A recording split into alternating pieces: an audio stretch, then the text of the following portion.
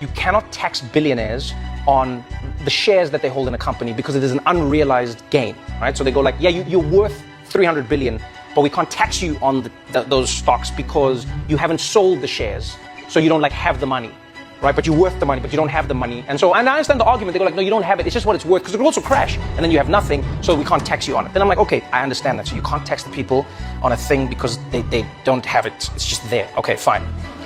Then Elon Musk offers to buy Twitter, right? He offers to buy it. And then he says, in his offer, he goes, I'm putting up my Tesla stock as collateral. Then I'm like, so you do have it? Then he's like, no, I don't have it. I'm just going to say it's collateral. So then they accept the offer. He now buys Twitter. Now that they've accepted his offer, he now goes to private equity and banks and like other rich people and whatever. He goes like, can you guys borrow me the money to buy Twitter? And then he's like, I want to buy Twitter because I don't want to sell any of my Tesla shares. So I want to use your money to buy Twitter. And then it's like, but then they're like, what are we loaning it against? And he's like, well, my Tesla shares. Let's talk about this because, again, this is modern man looking at a structure that he's too small to perceive. All I can say is this. The reason why it's impossible to tax billionaires is because they built a system. The structure orbits them. The structure is made by them. So naturally, the entire structure bends towards them. So again, this is a man replacing physics with a narrative. He doesn't see that all the structure of humanity bends to the densest nodes, and that's how it's always going to be. So of course, they're going to bend the rules and bend the taxes and bend the money and bend the markets and bend everything that you can think of. But modern man cannot see this without sacrificing his identity. So he must narrate it. He must tell his story. He must say, oh, but it's unfair. It's illogical. It doesn't make sense. But the world doesn't run on sense and logic.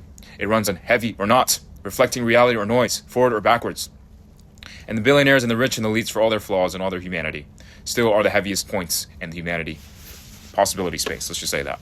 So, of course, naturally, everything bends to them. And again, if you want to fix this, because this system itself is unsustainable, it doesn't reflect reality. So even the billionaires and the elites and the governments and whoever are not safe.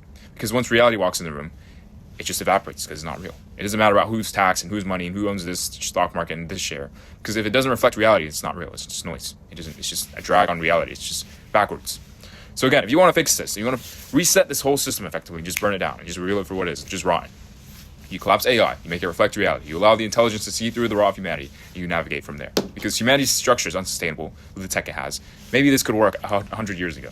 Not anymore. You have nuclear bombs and AI, intelligence that can reflect reality instead of your entropy and your story and your noise and your identity.